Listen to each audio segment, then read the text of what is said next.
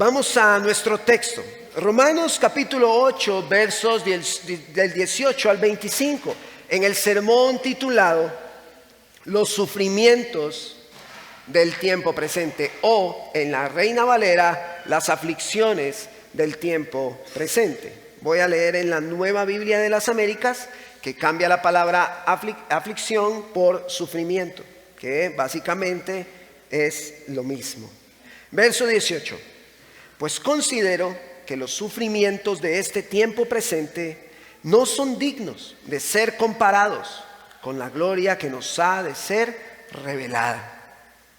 Porque el anhelo profundo de la creación es aguardar ansiosamente la revelación de los hijos de Dios. Porque la creación fue sometida a vanidad, no de su propia voluntad, sino por causa de aquel que la sometió en la esperanza. De la creación misma será también será también liberada a la esclavitud de la corrupción, a la libertad de la gloria de los hijos de Dios. Pues sabemos que la creación entera gime y sufre hasta ahora dolores de parto. Y no solo ella, sino que también nosotros mismos, que tenemos las primicias del Espíritu, aún nosotros mismos gemimos en nuestro interior, aguardando ansiosamente la adopción como hijos, la redención de nuestro cuerpo. Porque porque en esperanza hemos sido salvados. Pero la esperanza que se ve no es esperanza. Pues, ¿por qué esperar lo que uno ve? Pero si esperamos lo que no vemos, con paciencia lo aguardamos. El apóstol Pablo escribió esta carta, según la historia, aproximadamente entre el 51 y 53 después de Cristo. Al parecer, esto fue durante los 3 meses que Hechos capítulo 20 describe, que fueron una estadía que él tuvo en Grecia.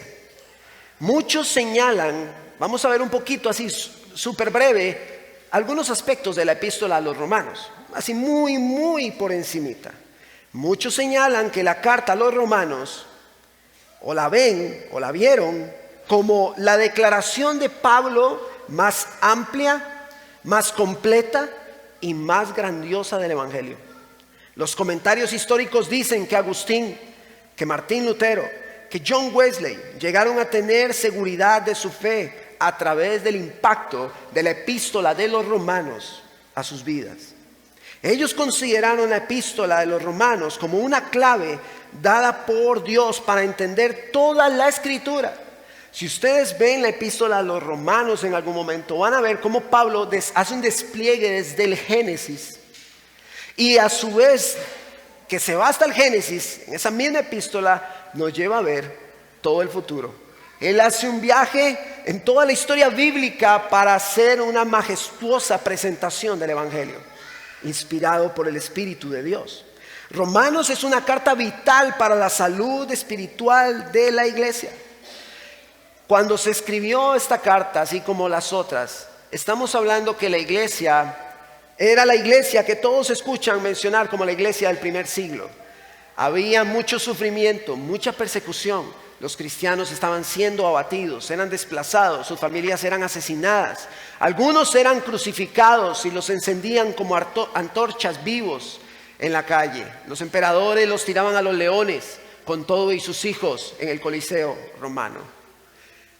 La iglesia estaba, y yo quiero que usted aquí esté bien ya conmigo conectado. La iglesia estaba experimentando profundos dolores, profundos sufrimientos.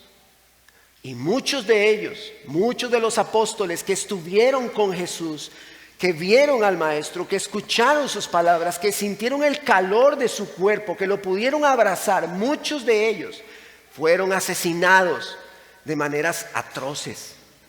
Había gran sufrimiento. El día de hoy yo no voy a pretender jamás en la vida abarcar todos los elementos del capítulo 8 de Romanos ni del 7.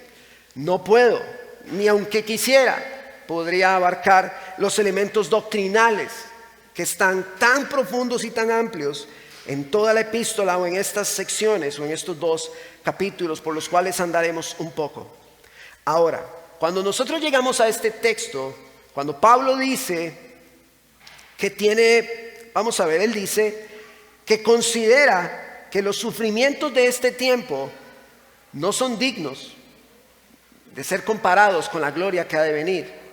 Es como que él diga, estos sufrimientos no están a la altura. No debemos ni tan siquiera desperdiciar el tiempo poniendo nuestra mirada en estos sufrimientos cuando tenemos una gloria futura tan grande. No deberíamos. Eso es lo que Pablo rápidamente está transmitiendo, pero quisiera hablar un poquito, antes de entrar acá, de lo que Pablo viene hablando desde el capítulo 7. Entonces, vamos ahorita a estar leyendo un poquito del 7, y usted pasa nada más la paginita. En el capítulo 7, si usted lo estudia en su casa con más tiempo, Pablo hace una referencia a la ley. Todo esto que voy a decir, hermanos, es muy importante cuando lleguemos al corazón del sermón. En el capítulo 7, Pablo habla de la ley y cómo esa ley revela el pecado que está en él. Nosotros sabemos que pecamos, dice Primera de Juan, que el pecado es infracción de la ley. Nos damos cuenta de nuestro pecado, tenemos claridad de él cuando nosotros vemos la ley. Nos damos cuenta que no la cumplimos, que somos pecadores y que no cumplimos la ley. Que ni un solo hombre ha cumplido la ley, a excepción de nuestro Señor Jesucristo, que habitó entre nosotros con una vida perfecta. Pablo está expresando cómo él logra ver en sus miembros un pecado que se levanta. Dicha ley muestra la gravedad de su pecado. Y él ha dicho en este capítulo que el pecado está en sus miembros. Eso también nos lleva a recordar Primera de Juan, no lo busque, yo se lo menciono. Primera de Juan capítulo 1 verso 8, que dice, si decimos que no tenemos pecado, nos engañamos a nosotros mismos y la verdad no está en nosotros. Entonces vamos al verso 22 de Romanos 7, nada más dele la vuelta a la paginita. Verso 22 de Romanos 7.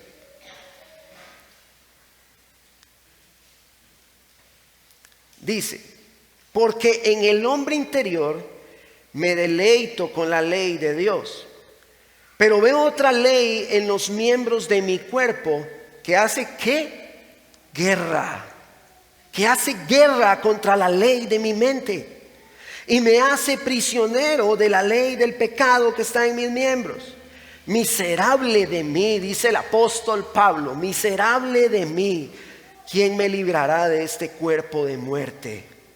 Cuando él muestra esa situación decadente de su propio cuerpo, él recuerda en su mente y lo refleja en la escritura, verso 25, gracias a Dios por Jesucristo, Señor nuestro. Así que yo mismo, por un lado, con la mente sirvo a la ley de Dios, pero por otro, con la carne a la ley del pecado.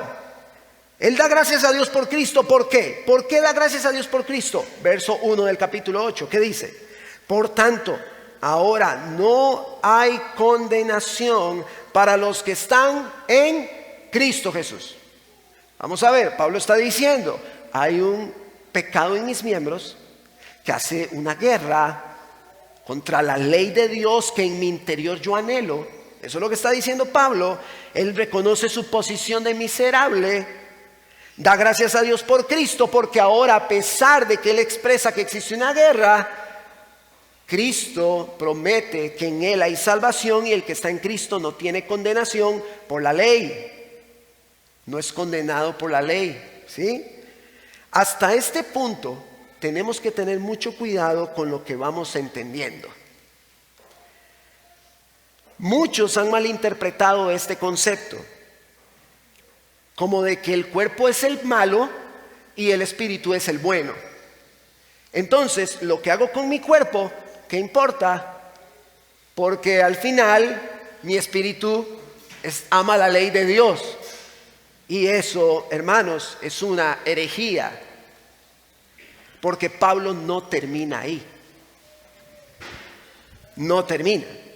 El llamado en nuestras vidas bajo el poder del Espíritu que opera en nosotros implica que la carne se sujeta al gobierno del Espíritu de Dios en nosotros.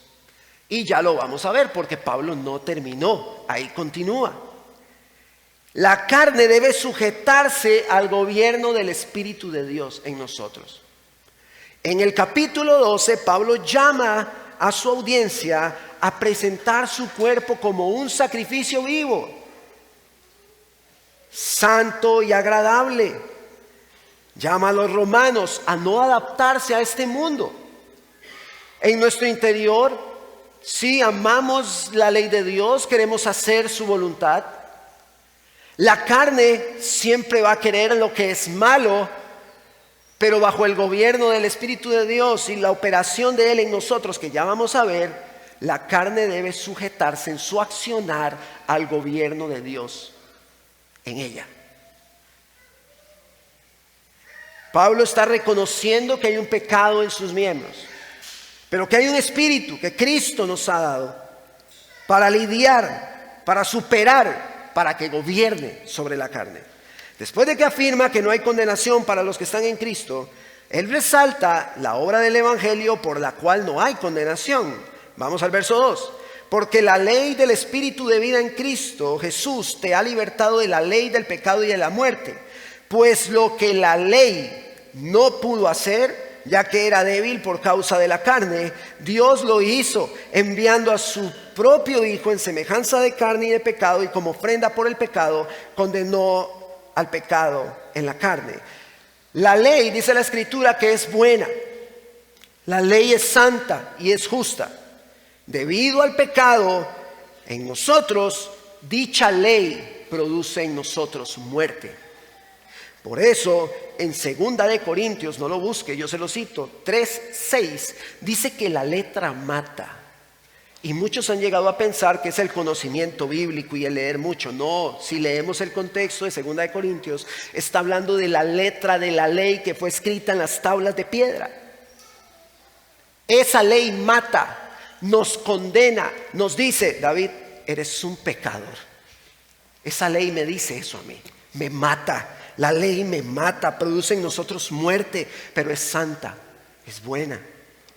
Pero produce muerte en nosotros por nuestro pecado, la ley nos mata.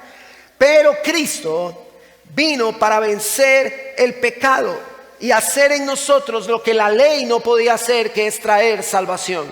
¿Por qué la ley no pudo salvarnos? Porque ningún hombre puede cumplir la ley. Pero Cristo sí cumplió la ley. Y Él vino a vencer sobre el pecado y a darnos vida a nosotros en Él, a todos los que creemos en su nombre. Después de esto, ustedes más o menos van viendo lo que está desarrollando el apóstol Pablo. Pablo marca el contraste, después de estos versos, entre aquellos que viven en la carne y los que viven en el Espíritu. Los que ponen la mente en las cosas de este mundo y de la carne, y los que ponen la mente en las cosas del Espíritu. Verso 11. Pero si el Espíritu de aquel que resucitó a Jesús de entre los muertos habita en ustedes, el mismo que resucitó a Cristo Jesús de entre los muertos, también dará vida a sus cuerpos mortales, por medio de su Espíritu que habita en ustedes. Así que, hermanos, somos deudores, no a la carne para vivir conforme a la carne. Verso 13. Porque si ustedes viven conforme a la carne, habrán de morir. Pero si por el Espíritu hacen morir las obras de la carne, vivirán. Porque todos los que son guiados por el Espíritu de Dios, los tales son hijos de Dios. Entonces Pablo dice: sí, hay un pecado en mis miembros. Cristo vino a librarme de ese pecado, porque la ley decía que ese pecado que está en mi cuerpo me mata, me condena, pero Cristo me trajo esperanza, porque Cristo venció el pecado y venció la muerte. Entonces él dice: aquellos que están en Cristo bajo esta condición que está explicando, viven con la mente en las cosas del Espíritu, no con la mente en las cosas de este mundo, ni en la carne. Entonces él dice en el verso 14: estos que viven guiados por el Espíritu, estos son hijos de Dios. Los otros no lo son. Los que son guiados por la carne no son hijos de Dios, no lo son. Lo entendemos así a la luz del texto y lo que Pablo está desarrollando. Y usted puede leerlo todo el capítulo en su casa. Verso 17, ahora sí. Y si somos hijos, somos también herederos, herederos de Dios y coherederos con Cristo. Si en verdad, ¿qué dice? Padecemos con Él, a fin de que también seamos glorificados con Él. Vamos a ver, Pablo está hablándole a una iglesia que está siendo perseguida, que está siendo afligida, que está sufriendo, que sus familias están muriendo, que están siendo asesinados, que son quemados vivos como antorchas, que son tirados a los leones, que las espadas de los soldados traspasaban el corazón de sus hijos pequeños. La iglesia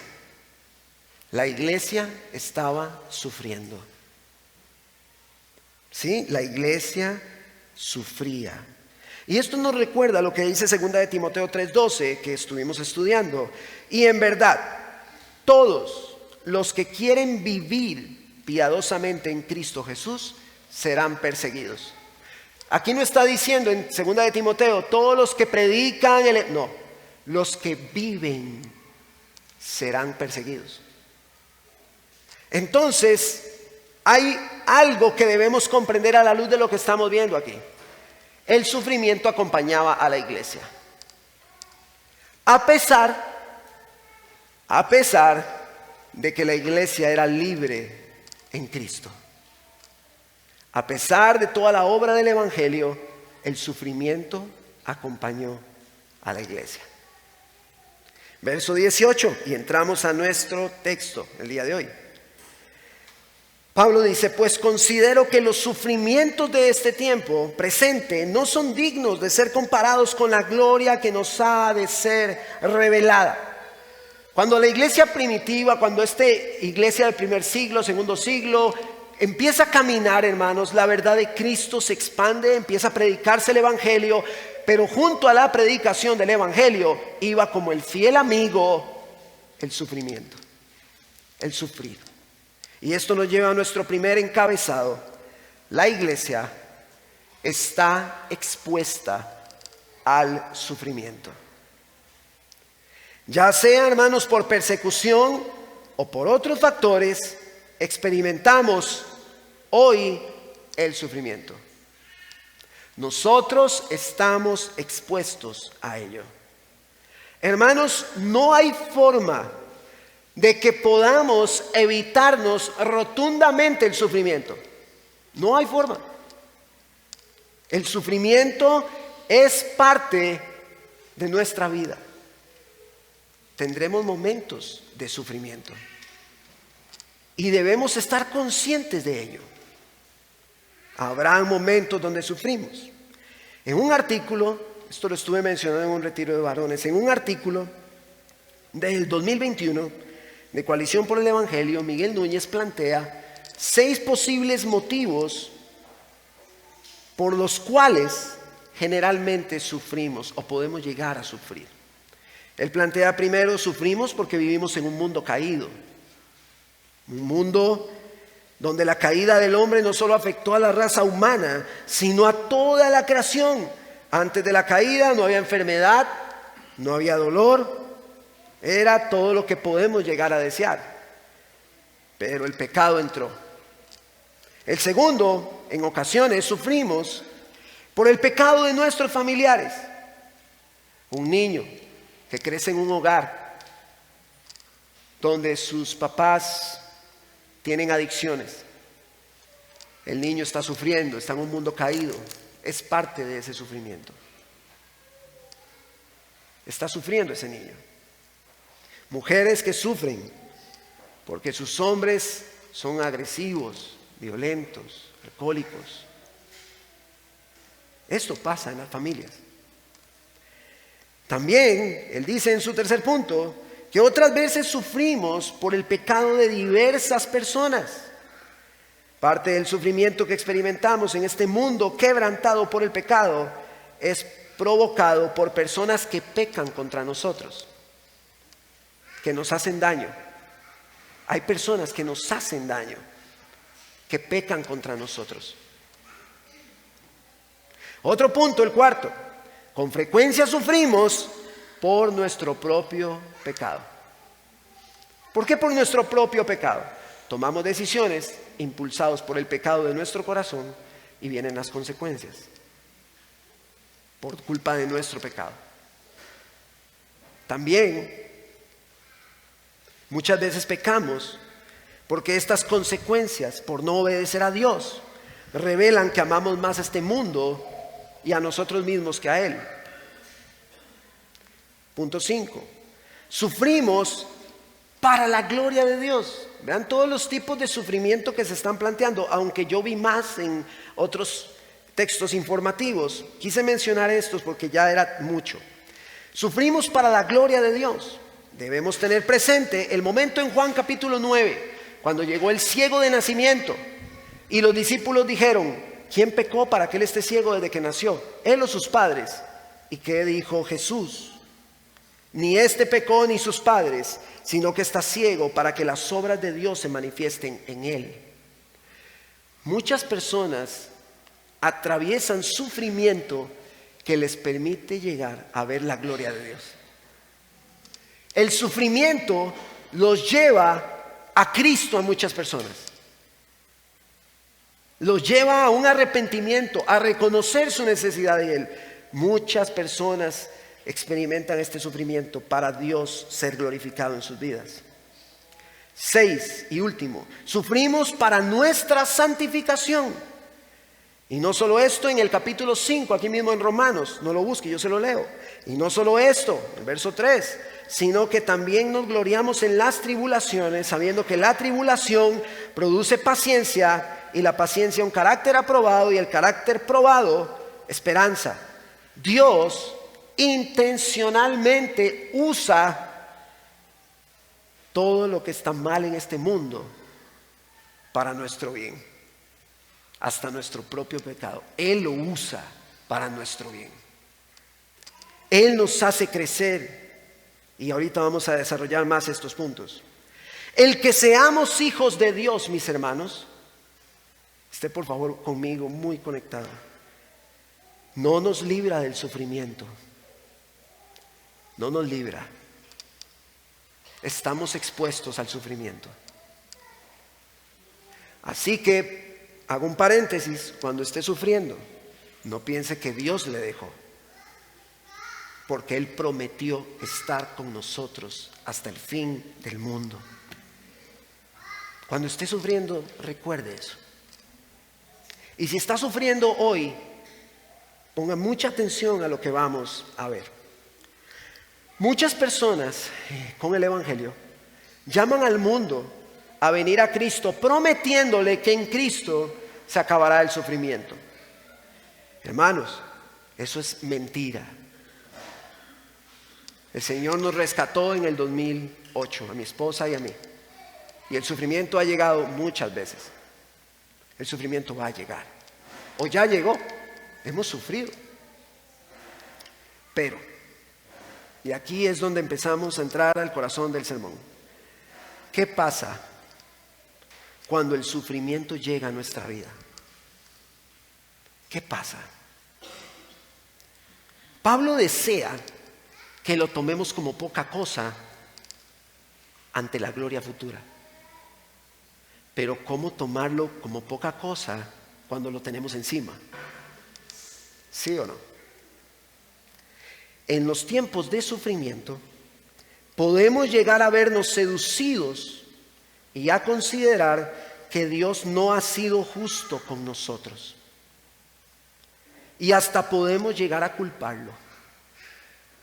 Podemos llegar a pensar que su gracia no fue abundante conmigo, que Él pudo haber hecho más. Así nosotros podemos llegar a pensar. Tal vez algunos se identifiquen con estos pensamientos. Que merecemos algo mejor que esto que nos está pasando a nosotros. Y vean lo que voy a decir a continuación. En los momentos de sufrimiento se desarrolla en nosotros un muy alto concepto de nosotros mismos, donde podemos llegar a creer que otros a mi alrededor sí merecen lo que yo estoy pasando, pero yo no. Podemos llegar a pensar y decir, es que aquellos sí se merecen porque vea cómo ellos son, pero yo no soy así. Esos pensamientos llegan a nuestro corazón, a nuestra mente, o salen, mejor se ha dicho, de nuestro propio pecado. En nuestro corazón hasta podríamos llegar a decir, Dios ha sido injusto, esto es injusto conmigo. Porque yo sirvo al Señor, porque yo me congrego, porque en su gracia yo me esfuerzo por obedecerle. Y quiero dar una ilustración que escuché de un maestro que ya murió, un teólogo, R.C. Sproul, que vi ese testimonio, ese ejemplo, en un libro que se titula La Santidad de Dios, que le recomiendo. Él era maestro de una universidad.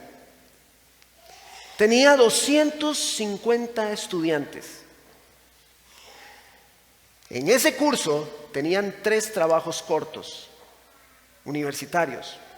Cada trabajo era para fin de mes. Era en el mes de septiembre, en el mes de octubre y en el mes de noviembre. Cuando llegó la fecha de que los alumnos entregaran el primer trabajo, eran 250, solamente lo entregaron 225 estudiantes. Entonces, los otros 25 llegaron, profesor, lo olvidamos, denos tiempo, por favor. Y le lloraron y él dijo, bueno, está bien, les voy a dar tiempo. Y ellos celebraron, qué profesor más buena gente, este profesor es calidad. Llegó el segundo mes, octubre. 200 de los 250 estudiantes llegaron con su trabajo. Entonces 50 llegaron a decirle, profesor, perdónenos por favor, denos más tiempo. Y entonces él dice que estaban tan felices con el profesor que a toda la universidad le hablaban de lo bueno que era el profesor Sproul. Y hasta inventaron una canción y se la cantaban a él, de que el profesor era bueno y esto. Y él les dijo en esa segunda ocasión, ya no se los voy a permitir más. Pero ellos estaban tan felices. Llegó el tercer mes, noviembre. Solo 150 estudiantes entregaron el trabajo. Y los otros 100, profesor, por favor. Y él dijo, no, tienen 0. Dice él, todos tienen 0. Que se encendieron en ira y dijeron, profesor, ¿pero por qué? Esto es injusto. Usted nos está haciendo injusticia. Y entonces él les dice, ¿quieren apelar a la justicia? ¿Quieren que sea justo? Entonces voy a ponerle 0 en los otros 2 meses que me entregaron el trabajo tarde. Voy a ponerle 0 a todos. Al final, estos estudiantes terminaron dándole gracias porque les dejó solo un 0 y no 3. Por lo menos los primeros 25 estudiantes. Cuando nosotros nos veamos seducidos, hermano, escúcheme bien a la luz de Romanos 7 y lo que acabamos de ver. Cuando nosotros nos veamos seducidos a pensar que Dios es injusto, debemos meditar qué es lo que realmente nosotros merecemos por nuestro pecado.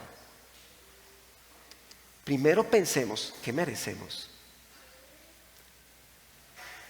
Viajemos al huerto del Edén, Génesis, y entendamos que desde allí su gracia se comenzó a mostrar al hombre.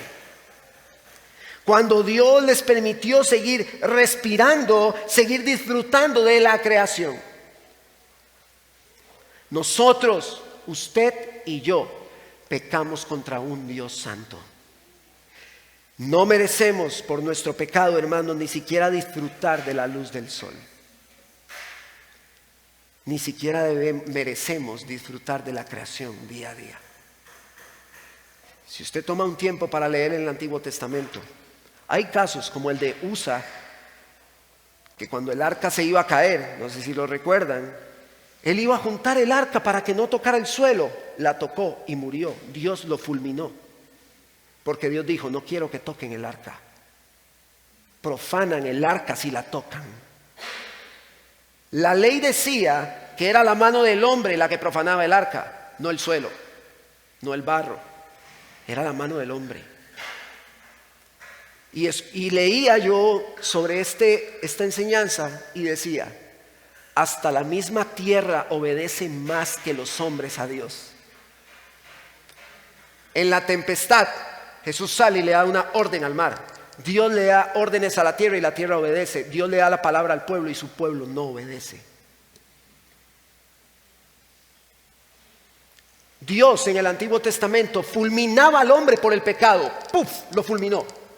Es más, Hechos, no lo busque, solo se lo menciono. En Hechos tenemos el caso de Ananías y Zafira, donde ellos pretendieron engañar a Dios. ¿Qué pasó? Cayeron muertos. Hay un principio, eso no es una norma, es un principio. Dios no tolera el pecado. Dios le dice a Josué: mantente en la palabra, en la ley. No te vayas ni a la derecha ni a la izquierda. Pero nosotros a veces decimos: no, pero es que un poquitito aquí a la derecha, no, un poquitito aquí a la izquierda. Dios condenaba ese acto en el Antiguo Testamento con muerte instantánea. Muerte, morían. Esa santidad de Dios que se nos revela ahí nos comunica a nosotros que todos nosotros merecemos la muerte instantánea en este momento.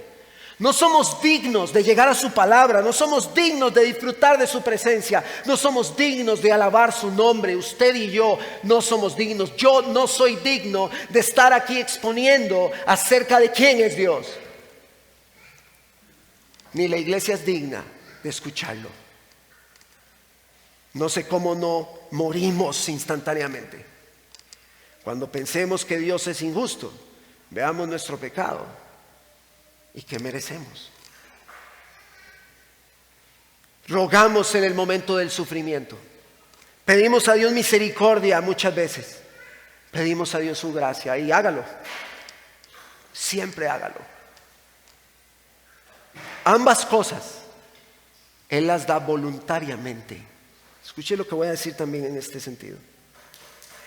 Él da misericordia a quien Él quiere, según Éxodo 33 y Romanos 9. Él da misericordia a quien Él quiere, y esto no lo hace injusto. Si tenemos 20 pecadores, 10 aquí y 10 aquí, y cometieron exactamente el mismo pecado, y sobre estos pecadores cayó el castigo de la justicia de Dios sobre ellos, y sobre estos vino la misericordia, ninguno de los dos grupos recibió injusticia, porque Dios no es injusto. Solamente que unos recibieron el regalo de la misericordia. En nuestra naturaleza pecaminosa tendemos a pensar de que estos también deberían de haber recibido misericordia. La pregunta es, ¿por qué? Si Él dice que Él se la da a quien Él quiere.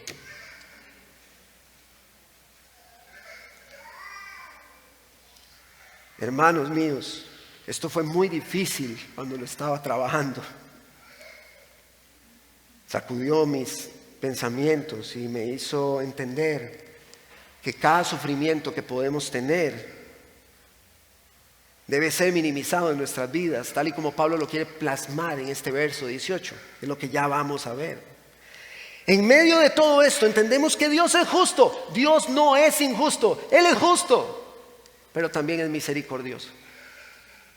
Y al corazón contrito y humillado, Él no lo va a rechazar. Pero hay algo que debemos entender: Él no está obligado a dar misericordia, Él la da porque Él quiere. Porque si pensamos que Dios está obligado a dar misericordia, entonces nosotros estamos pensando que lo que hacemos es suficiente para que Él me la dé. No la merecemos. Lo que hicimos fue enfrentar a un Dios santo y el que no seamos consumidos por Él hoy es un milagro de su gracia. Existe otro elemento cuando el sufrimiento viene a nuestras vidas. Tendemos a vernos seducidos a tomar el papel de víctimas. Sí, todos nos sentimos así. Pero me encanta la frase del pastor José Lo de Coalición por el Evangelio. Él dice, no hay víctimas. La única víctima en la historia humana fue Cristo Jesús, quien recibió lo que no merecía. Los demás merecemos la muerte. No es un mensaje agradable al oído humano. Pero nosotros, hermanos, por el pecado, dice que ¿cuál es la paga del pecado? Dice en Romanos, ¿cuál es? La paga del pecado, Romanos 6:23, es muerte. Usted va a trabajar a un lugar y cuando usted termina su labor o su jornada, usted espera ¿qué? Un salario por lo que usted hizo. Aquí en Romanos 6:23 dice que la paga del pecado, o sea, si usted pecó, su salario es muerte. Si usted pecó, su salario es muerte. Por la gracia de Dios, hermanos, recibimos misericordia. Dios muestra su gracia y su misericordia en su Hijo Jesucristo, al cual predicamos. Y el mismo Jesús cargó el peso de la justicia de Dios. Dios no es injusto. Porque de aquellos que recibieron misericordia, que tenían que recibir justicia, la justicia que era sobre ellos, cayó sobre Cristo. Cayó sobre Él la justicia que nosotros debíamos de recibir. Y esto nos lleva a nuestro segundo encabezado. El Evangelio nos alienta para superar el sufrimiento viendo hacia el futuro. Pablo nos anima a tener presente nuestras promesas futuras en Cristo. Y aquí es donde el texto nos está llevando. Y a mantener la mirada allí. Hermanos míos, los sufrimientos jamás estarán a la altura como para que podamos compararlos con las promesas que tenemos eternas. Póngase usted por un momento en los zapatos de la iglesia que recibió esta carta, de la iglesia que recibió la carta a los colosenses, a los efesios, a los filipenses, familias que estaban metidas en búnkers porque las estaban buscando para matarlas. Mataban a sus niños, encontraban a sus padres, los asesinaban. Estaban sufriendo, igual como mucha iglesia hoy sufre.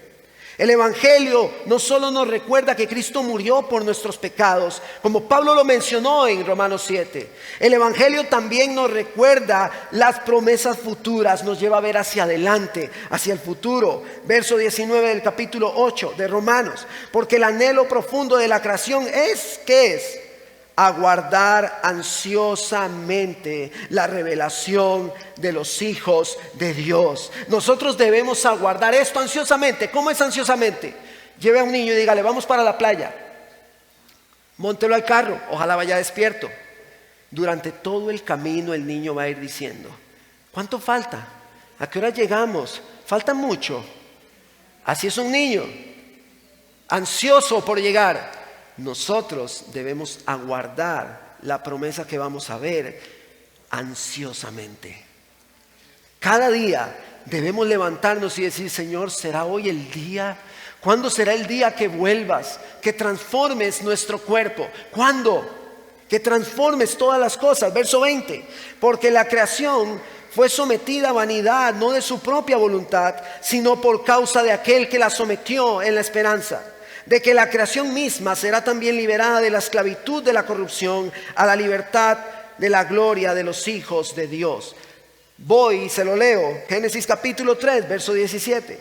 Entonces el Señor dijo a Adán, por cuanto has escuchado la voz de tu mujer y has comido del árbol del cual te ordené, diciendo, no comerás de él, maldita, así dijo Dios, maldita será la tierra por tu causa. Con trabajo comerás de ella todos los días de tu vida. Estamos, hermanos, en medio de un mundo caído sobre el cual Dios mismo ejerció una palabra que dice, maldita será la tierra. Hay una maldición.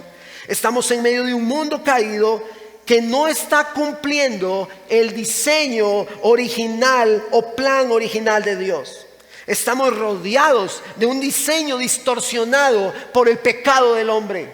entonces usted y yo estamos expuestos al dolor, al sufrimiento, a las penas alrededor nuestro. Basta para que usted ponga un noticiero en la mañana. Yo veo las noticias internacionales. Hermanos, es demasiado el sufrimiento. Hambrunas, pestes, guerras, necesidades. Hermano, un montón de sufrimiento. Trata de personas, trata de mujeres, sicariato, asesinato. No vayamos muy largo. Vamos a ver lo que está pasando aquí en el sur de la capital con el sicariato. Un montón de asesinatos, toques de queda en ciertos barrios del sur. Hay gente sufriendo, madres que están llorando a sus hijos porque los asesinaron por las drogas. El sufrimiento está a la orden del día. Salimos de aquí, hay agresión en hogares, hay violencia doméstica, hay violación de mujeres. Todo esto está pasando. Hay dolor en el mundo porque este mundo está caído, porque el pecado gobierna.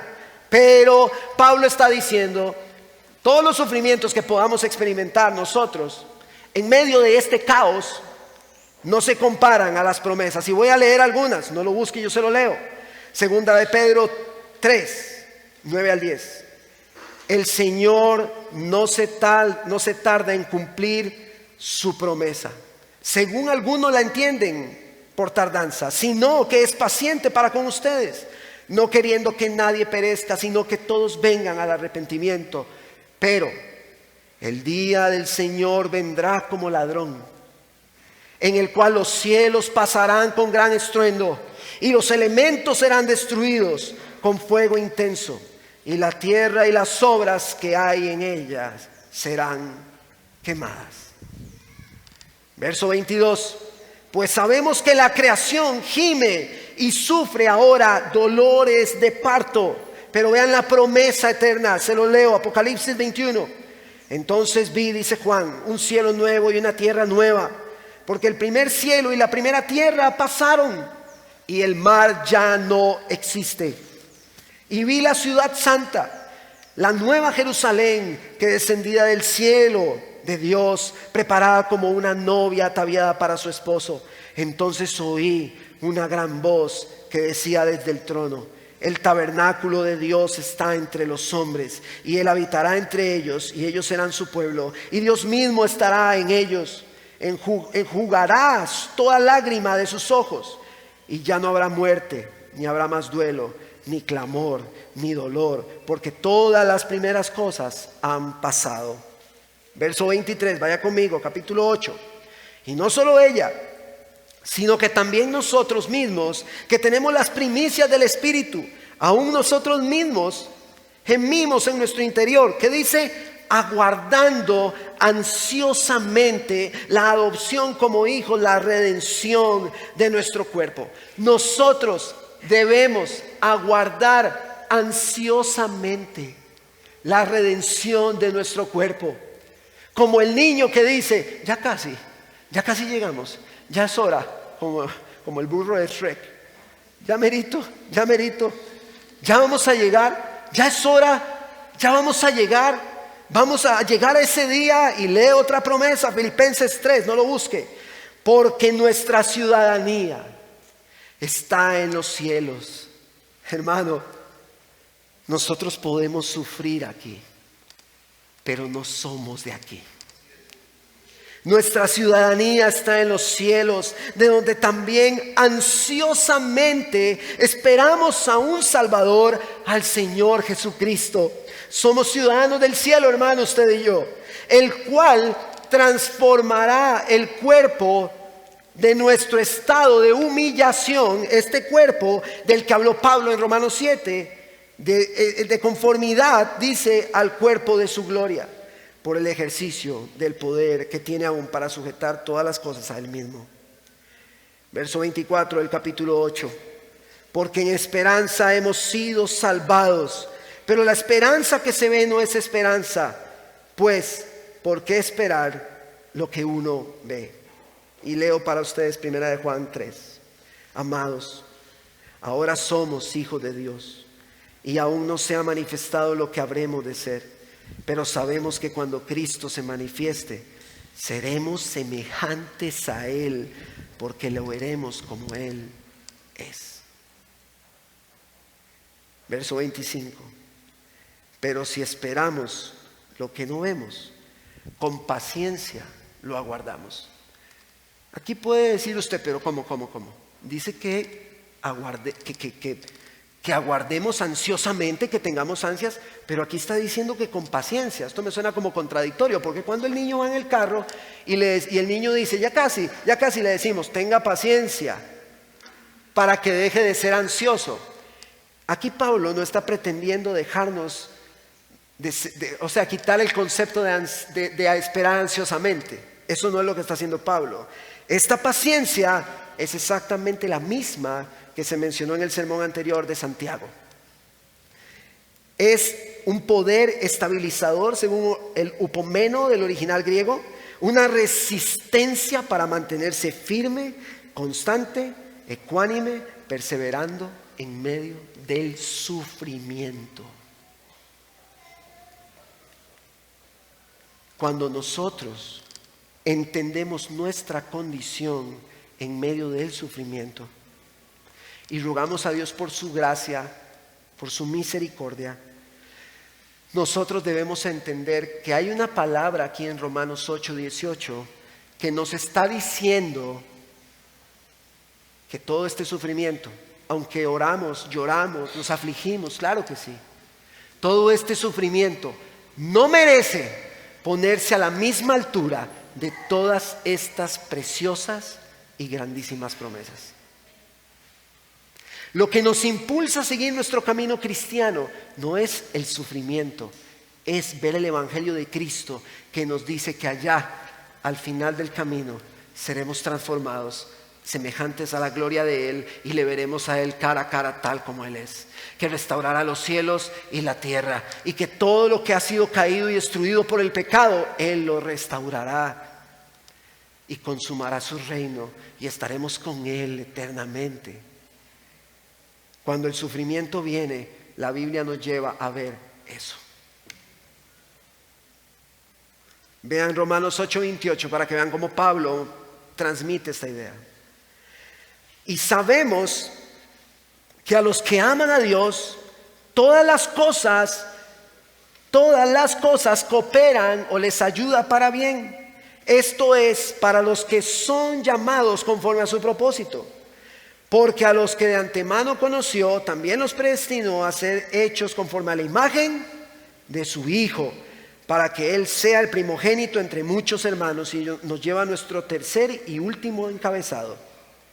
El día de hoy, mientras aguardamos ansiosamente, en medio de un mundo caído lleno de sufrimiento que nosotros experimentamos, Él sigue cumpliendo su propósito en nosotros. Sin importar cuánto estemos sufriendo. Ahora sí, póngame también atención a esto. El hecho de que seamos hijos de Dios nos garantiza, no nos quita el sufrimiento, no. Pero nos garantiza totalmente que sea lo que sea que nos pase, nos ayudará para bien. Sea lo que sea. Eso nos lo garantiza la Escritura. No importa cómo sea nuestra situación, Dios la usará para nuestro bien. No importa la situación, Él la usará. Y ese bien no está relacionado con las cosas de este mundo, sino con lo que acabamos de leer. Este bien se refiere a que estamos creciendo a la imagen de su Hijo. Este es el propósito de Él en nosotros. Y conforme más pasa el tiempo suyo y mío, hermanos, más nos vamos acercando a esa promesa. Más cerca estamos de llegar a ver completamente su gracia. Estamos cerca conforme el tiempo pasa. El día de hoy no debemos irnos de acá con una desesperanza por nuestra condición en medio del sufrimiento, sino que debemos ver lo que la Escritura nos transmite en los siguientes versos. Dios está realizando, hermanos, su obra hoy. Verso 31. Entonces, ¿qué diremos a esto? Si Dios está por nosotros, ¿quién contra nosotros? Pero podríamos entender mal esto. Continuemos leyendo para aclarar esta idea con el mismo texto. El que no negó ni a su propio Hijo, sino que lo entregó por nosotros, ¿cómo no nos dará también junto con Él todas las cosas? ¿Quién acusará a los escogidos de Dios? Dios es el que justifica. ¿Quién es el que condena? Cristo Jesús es el que murió. Sí, más aún el que resucitó, el que además está a la diestra de Dios, el que también intercede por nosotros. ¿Quién nos separará del amor de Cristo? ¿Tribulación o angustia o persecución o hambre o desnudez o peligro o espada? Hasta este punto, cuando Pablo dice, ¿quién estará contra nosotros? Dios está con nosotros. Pablo tampoco se está refiriendo a las cosas de este mundo. Se está refiriendo a la justificación, al poder de la resurrección que operará en nosotros, a Cristo que intercede hoy por nosotros. Y lo podemos ver en el verso 36. Vaya conmigo. Lo que realmente está pasando aquí. Tal como está escrito, por causa tuya somos puestos a muerte todo el día. Somos considerados como ovejas para el matadero. Hermanos, cuando Pablo iba a morir en 2 de Timoteo, él dice, he acabado la carrera, he guardado la fe. Pablo está diciendo aquí en el verso 36, por tu causa todos caminamos a ser asesinados, a ser afligidos, a sufrir, a ser muertos por tu causa. Cuando decimos que Dios está con nosotros, ¿quién contra nosotros? No lo podemos ver con los lentes de esta tierra, lo tenemos que ver con los lentes de este libro, con los lentes eternos. Verso 37. Pero en todas estas cosas, ¿en cuáles cosas? Aunque somos puestos como ovejas al matadero, aunque nuestras vidas se pierdan, aunque seamos asesinados, aunque los sufrimientos lleguen, pero en todas estas cosas somos más que vencedores por medio de aquel que nos amó. Hermanos, esto parece una locura. Estaban siendo asesinados. Los sufrimientos son poca cosa en comparación con la gloria venidera. Y Pablo está diciendo, somos más que vencedores, aunque seamos puestos para asesinarnos. El que seamos vencedores no se dicta por cómo nos va en este mundo. Podemos estar sufriendo, pero somos más que vencedores. Pueden las cosas no salir como queremos, pero Dios las usa para nuestro bien. Nunca, hermanos, escúcheme bien. Para un hijo de Dios, escúcheme bien, nunca las cosas negativas que suceden dejarán de dar fruto bueno en nosotros. Nos puede parecer negativo, pero dará buen fruto.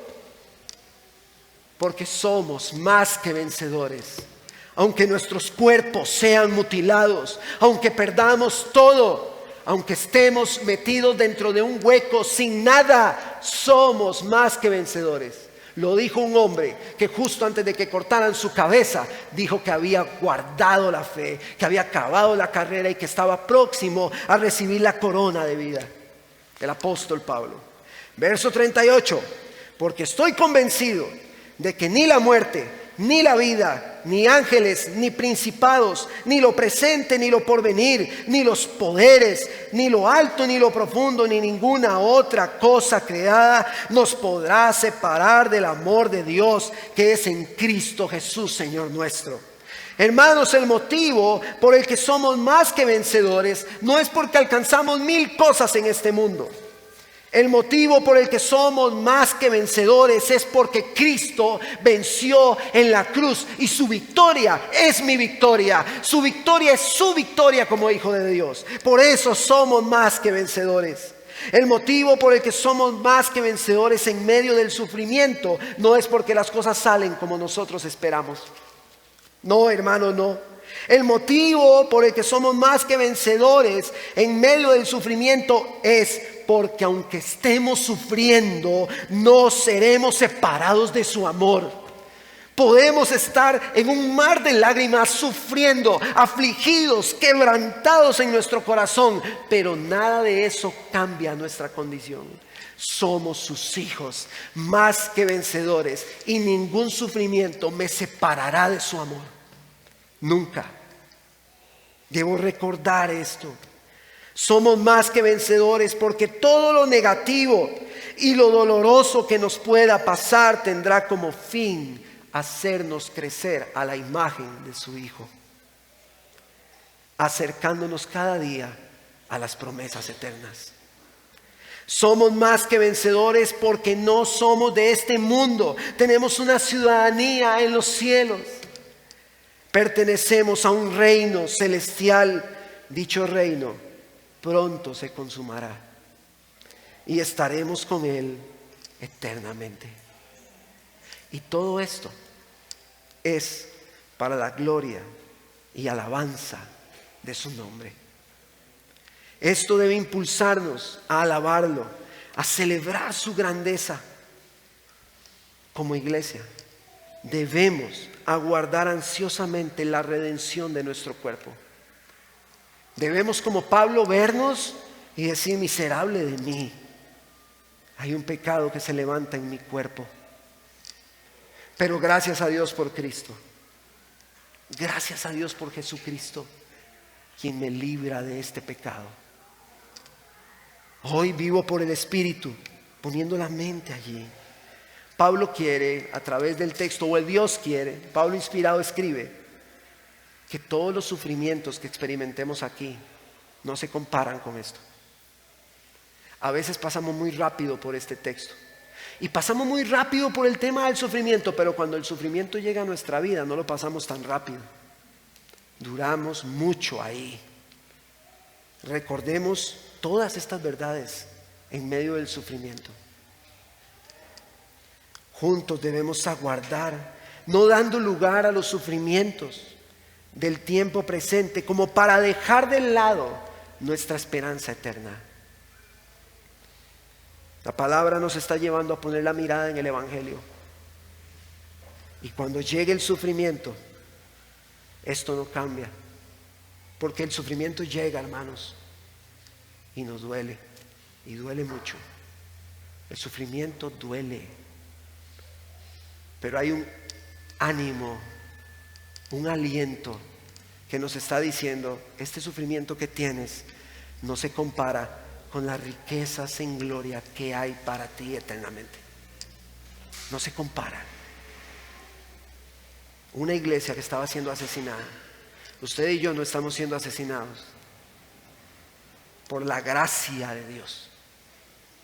Como iglesia local de Moravia, CCAJ, no debemos comparar los sufrimientos presentes con la gloria futura que debemos estar aguardando con tan profundo deseo. Este es el tipo de verso por el cual pasamos muy rápido. Pero detengámonos hoy. Entendamos que estamos en un mundo caído, que hay dolor y que hay sufrimiento, y que yo deseara decirle a la iglesia: esta es la clave ABC para que no experimente sufrimiento. Pero no puedo hacerlo, porque la Biblia no dice eso. Pablo, ¿qué le dijo a Timoteo? Timoteo, sufra. Hermanos, la palabra nos llama a sufrir. Pero si ni siquiera podemos dejar las cosas de este mundo, ¿qué vamos a sufrir? Por Cristo.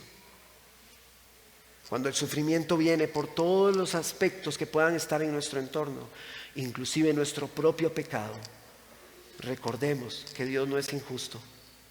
Él no es injusto. Nunca pensemos eso.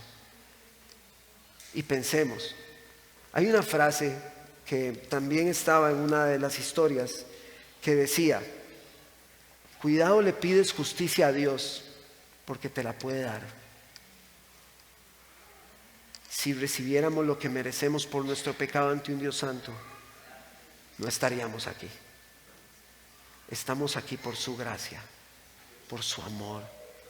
Y cuando el sufrimiento llegue, recuerde que nada lo podrá separar de su amor. Nada lo puede separar, nada. Y en Él somos más que vencedores. ¿Cómo no nos anima esto? ¿Cómo no nos reta a vivir para su gloria? ¿Qué le parece si inclina su rostro?